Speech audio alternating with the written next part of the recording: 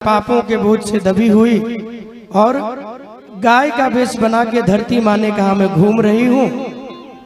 कलयुग ने मुझे देख लिया तो डंडे से मुझे मार रहा है। गौ माँ को सांत्वना दी, आप चिंता मत करिए, आपके जीवन में कोई कष्ट नहीं होगा। जाकर के बैल को प्रणाम किया और कहा कि महाराज आप कौन है, अपना परिचय दीजिए। बैल ने कहा कि महाराज मैं धर्म हूं और धर्म के 4 चरण होते हैं, सत्य, शौच, दया और दान।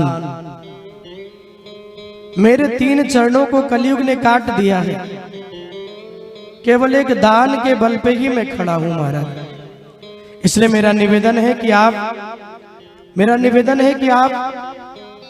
मेरे 3 चरणों को जोड़ दीजिए। गुरुदेव भगवान कहते हैं कि परीक्षित ने तुरंत 3 चरणों को जोड़ दिया और 3 चरणों को जोड़कर 4 चरण पे धर्म को खड़ा किया। बोल भक्तवत्सल भगवान की, परीक्षित जी महाराज की। महाराज धर्मात्मा परीक्षित जी 4 चरणों को जोड़कर दोनों को प्रणाम किया और कलयुग से कहा कि मेरे राज्य को छोड़ के निकल जाओ, मेरे राज्य को छोड़ करके बड़ी दूर चले जाओ।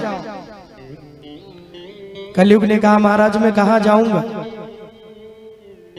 मैं जहां भी जाऊं वहां आपका ही राज्य मुझे नजर आता है, तो मैं जाऊं भी तो कहां जाऊंगा महाराज, आप मुझे रहने के लिए कोई स्थान दीजिए। परीक्षित ने कहा कि मेरे राज्य में तुम्हारे रहने के लिए कोई स्थान नहीं है, तुम जाओ। परीक्षित ने कहा कि प्रभु कुछ स्थान तो दे दो। तो 4 स्थान कलयुग को परीक्षित जी ने दिया। ध्यान से सुनिए। द्यूतम पानम स्त्रिया सूनम, जहां चोरी हो वहां जाकर के अपना निवास बनाओ, जहां मदिरा पान हो वहां जाके अपना निवास बनाओ, जहां वैश्यावृत्ति हो वहां जाओ, जहां बुरे कर्म हो वहां जाकर के रहो। कलयुग ने कहा महाराज एक तो मेरा नाम ही कलयुग है और आपने बुरा बुरा मुझे स्थान दे दिया, कोई तो मुझे अच्छा स्थान दीजिए। एक स्थान जो मैं मांग रहा हूं वो मुझे दीजिए। क्या मांगा है? बोले स्वर्ण में निवास दीजिए मुझे। कलयुग ने सोने में निवास मांगा है। अब आप कहोगे महाराज सोना तो हम सब भी पहनते हैं, तो क्या सोने में कलयुग आ गया तो जाते हुए यहीं छोड़ के चले जाएं? तो बोले छोड़ना नहीं है भैया, जो लाए हैं लेके जाना, क्योंकि आपके सोने में कलयुग नहीं है। फिर बोले बुराई के द्वारा कमाया हुआ जो धन है, बेईमानी के द्वारा जो स्वर्ण बनता है, उसमें कलयुग का निवास होता है। जो पवित्र भाव से बने उसमें कलयुग का निवास नहीं होता। इसलिए आपने अपनी ईमानदारी के गाढ़ी कमाई के धन के द्वारा जो बनाया है उसमें कलयुग का निवास नहीं है, नहीं तो जाते हुए यहीं छोड़ के चले जाओ। बुराई के धन में कलयुग का निवास होता है। महाराज परीक्षित जी तो लौट गए, कलयुग इंतजार करने लगा किसी दिन बुराई का मुकुट धारण करेंगे, सोने के मुकुट में जाके बैठ जाऊंगा और इनकी बुद्धि भी बिगाड़ दूंगा। और वो समय आ गया। एक दिन परीक्षित जी महाराज अपने महलों की सफाई करवा रहे थे और उसी समय जरासंध राक्षस का मुकुट मिला और वो मुकुट बड़ा ही सुंदर सोने चांदी मड़ियों से बना हुआ। भीम इनको मार के जरासंध को वो मुकुट लेके आए थे। गुरुदेव भगवान कहते हैं कि आज परीक्षित ने उस मुकुट को धारण करना चाहा। आज तक पांडवों के यहाँ किसी ने उस मुकुट को धारण नहीं किया, लेकिन आज परीक्षित का मन हो गया उस मुकुट को धारण करने के लिए। और जब परीक्षित जी महाराज उस मुकुट को धारण किए, सबने कहा महाराज आप इसे मत पहनिए, क्योंकि ये बुराई का मुकुट है, यदि आपने पहना तो आपकी बुद्धि भी बिगड़ जाएगी। लेकिन परीक्षित जी नहीं माने और उस मुकुट को धारण किया। जैसे ही मुकुट को धारण किया कलयुग आकर के सर पे बैठ गया, और जैसे ही कलयुग आकर के सर पे बैठा, जो राजा कभी भी शिकार खेलने के लिए नहीं गए, आज वो शिकार खेलने के लिए जा रहे हैं। तत्र गो मिथुनम राजा। कभी भी शिकार के लिए गए नहीं, लेकिन आज जा रहे हैं। उस मुकुट को धारण किया, रथ में बैठे और चल पड़े। शिकार खेलने के लिए आज बड़ी दूर निकल गए, और जब बड़ी दूर गए जंगलों में, सारी सेना पीछे छूट गई, सारे लोग पीछे छूट गए। जाते जाते बहुत आगे निकल गए। एक महात्मा जो बैठकर समाधि में भगवान का नाम ले रहे थे। बहुत प्यारी कथा है। कभी जीवन में किसी का अपमान नहीं करना चाहिए। किसी संत महात्मा का, ब्राह्मण का, ऋषि मुनि का, भगवान के भक्त का कभी अपमान मत करिए। यदि आप किसी को सम्मान दे सकते हैं तो उसको सम्मान दीजिए। सम्मान नहीं दे सकते तो अपमान का अधिकार भी मत रखिए। देना है तो सम्मान दीजिए भैया। आज परीक्षित जी पहुंच गए, देखा महात्मा के नेत्र बंद हैं, भूख प्यास से व्याकुल हो गए, बड़ी जोर जोर तड़पने लगे। भूख प्यास से व्याकुल होकर के भोजन मांगा कि मुझे भोजन करा दीजिए, थोड़ा जल पिला दीजिए। लेकिन आज देखिए परीक्षित जी की बुद्धि कैसी हो गई। किसी संत महात्मा को देखकर, जो अपने रथ को रोककर नीचे उतरकर साष्टांग लेट कर प्रणाम करते थे, आज एक बुराई का मुकुट धारण करने के कारण संत के चरणों में, उनकी भक्ति में भी अविश्वास हो गया। उनकी भक्ति में भी अब श्रद्धा नहीं रही। परीक्षित जी को लगा कि जानबूझ के नेत्र बंद किए। परीक्षित जी को लगा कि जानबूझ के नेत्र बंद किए हैं, मुझे भोजन न कराना पड़े, मुझे जल न देना पड़े, इसलिए अपने नेत्रों को बंद कर लिया। बार बार आवाज लगाई, महाराज जल पिला दीजिए, भोजन करा दीजिए, जल पिला दीजिए, भोजन करा दीजिए। जब नेत्र बंद रहे, परीक्षित को लगा कि ऐसे नहीं सुनेंगे, तो अपने धनुष के नोक से मरा हुआ सर्प उठाया और ले जाके महात्मा के गले में डाल दिया। जिन महात्मा के गले में श्रद्धा के साथ परीक्षित जी माला पहनाते थे, आज परीक्षा लेने के लिए उन्हीं को ले जाकर सर्पों की माला पहनाई। अब इसके भी कई कारण हैं। किसी ने कहा कि मरे हुए सर्प की माला क्यों पहनाई? बोले इसलिए माला पहनाई क्योंकि इनको लगा कि जानबूझ के नेत्र बंद किए होंगे। अगर जानबूझ के नेत्र बंद किए होंगे तो मुझे देखेंगे और ये गले में माला पड़ेगी, सर्प को देख करके नेत्र खोल देंगे और मुझे भोजन मिल जाएगा। एक भाव ये रहा, और एक भाव परीक्षा लेने के लिए कि जानबूझ के नेत्र ना बंद किए हो, मुझे भोजन ना देना पड़े, इसलिए ले जाके सर्पों की माला डाल दी। मरे हुए सर्प को गले में डाला, लेकिन महात्मा तो समाधि में बैठे थे, उन्हें कोई फर्क नहीं पड़ा। वो वैसे के वैसे ही बैठे रहे।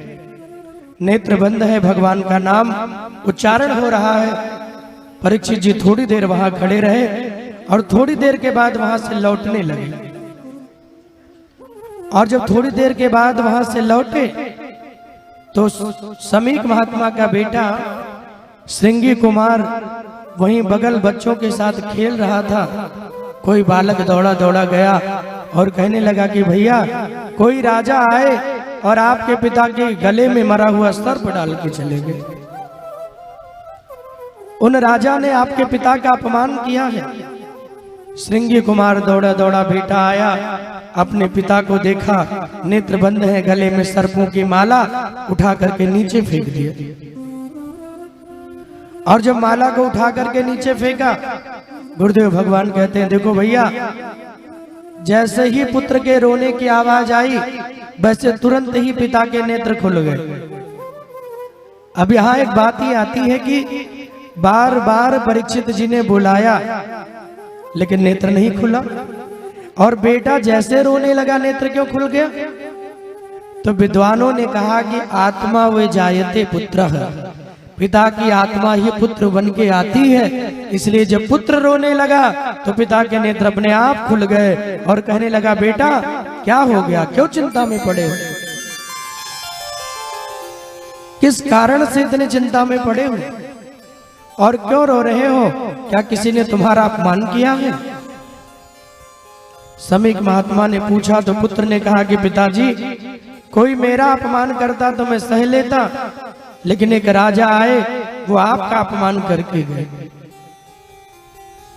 आपकी परीक्षा लेने के लिए आपके गले में मरे हुए सर्पों की माला डाल के चले गए, लेकिन पिताजी मैंने उन्हें छोड़ा नहीं, मैंने उन्हें उचित दंड दिया है। हाथों में जल लेकर के उन्हें श्राप दिया, इति लंघति मर्यादन सप्तमात् अच्छके गए। जिस राजा ने मेरे पिता का अपमान किया है, आज के 7वें दिन ऐसे राजा को तक्षक नाग डसेगा और सर्प के काटने के कारण उसकी मृत्यु हो जाएगी। राधे राधे बोलना पड़ेगा, और जोर से बोलना पड़ेगा, और जोर से बोलना पड़ेगा। सर्प के काटने के कारण उनकी मृत्यु हो जाएगी। और ऐसा भयंकर श्राप दिया, समीक महात्मा के नेत्र भर गए और कहा, बेटा हम तो संत हैं, हम तो महात्मा हैं, हमारा कोई अपमान करता है, कोई सम्मान करता है, हम सभी में समभाव देखते हैं, लेकिन पुत्र तुम्हें श्राप नहीं देना था। बेटे को बहुत समझाया, दोनों नेत्र बंद करके समीक महात्मा ने देखा, और जब नेत्र बंद करके देखा तो धर्मात्मा राजा परीक्षित की सूरत नजर आई। ऐसे धर्मात्मा राजा को देखा, बड़ी चिंता में पड़ गए समीक महात्मा और कहने लगे, बेटा तूने जिनको श्राप दिया वो जानते हो वो कौन है? अरे उनकी रक्षा के लिए तो माँ के गर्भ में जब बाण लगा अश्वत्थामा का, तो मेरे प्रभु स्वयं नारायण बन के आए और उनके प्राणों की रक्षा करके गए। जिन परीक्षित को तुमने श्राप दिया है, उनके लिए भगवान ने अपने नियम को तोड़ दिया है। पुत्र ने कहा, पिताजी अब तो श्राप दे दिया, अब वो वापस नहीं हो सकता है। 4 महात्माओं को भेजा, परीक्षित जी के सभा में आए। जैसे ही परीक्षित उस शिकार से लौट के आए और अपने मुकुट को परीक्षित जी ने निकाला, जैसे ही मुकुट को उतारा है, परीक्षित की बुद्धि सुंदर हो गई। पत्नी से कहने लगे, देवी मुझे लगता है मेरे जीवन में बहुत कम दिन बचा है। क्यों? क्योंकि आज मैंने एक महात्मा का अपमान कर दिया। जिनके गले में माला डालनी चाहिए थी, उनके गले में मैंने सर्पों की माला डाल दी। मुझे बहुत बड़ी ग्लानि हो रही है देवी, अब मैं क्या करूं, क्या पश्चाताप करूं कि मेरा पाप दूर हो जाए। पत्नी के सामने परीक्षित जी रोने लगे, महलों में आकर के बैठ गए। 4 महात्मा आए, दौड़ करके चरणों में लेट गए। भगवान मुझे क्षमा करें और आपका दर्शनम तव लोकस्य सर्वथा अघहरम परम। मुझे लग रहा है कि आपके दर्शन मात्र से ही अब मेरे कष्ट दूर हो जाएंगे। 4 महात्माओं ने रोते हुए कहा कि परीक्षित तुम बड़े धर्मात्मा हो, लेकिन जिन समीक महात्मा का तुमने अपमान किया, उनके पुत्र सिंगी कुमार ने तुम्हें श्राप दिया है और तुम्हारे पास केवल और केवल 7 ही दिन है। इन 7 दिनों में अपनी मुक्ति का जो उपाय कर सको वो तुम कर लो, क्योंकि 8वां दिन तुम्हें मिलने वाला नहीं है। और सच कहें तो प्रिय भक्तों, हम लोगों के पास भी केवल 7 ही दिन है। इसी सोमवार से लेकर रविवार, संडे टू मंडे, एक दिन सबको जाना है। कोई आज, कोई कल, कोई परसों, एक ना एक दिन सभी को जाना है बंधु। 8वां दिन किसी के लिए बना नहीं है।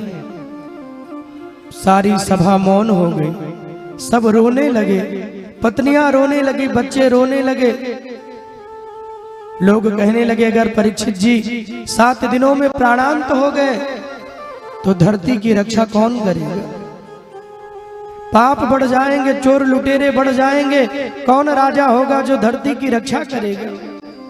ये कहकर सब रोने लगे, लेकिन परीक्षित जी महाराज हंस रहे हैं। सब रो रहे हैं उस सभा में बंधु, लेकिन एक परीक्षित जी केवल हंस रहे हैं। किसी ने पूछा, भैया तुम्हें श्राप लगा है, राजा जी क्यों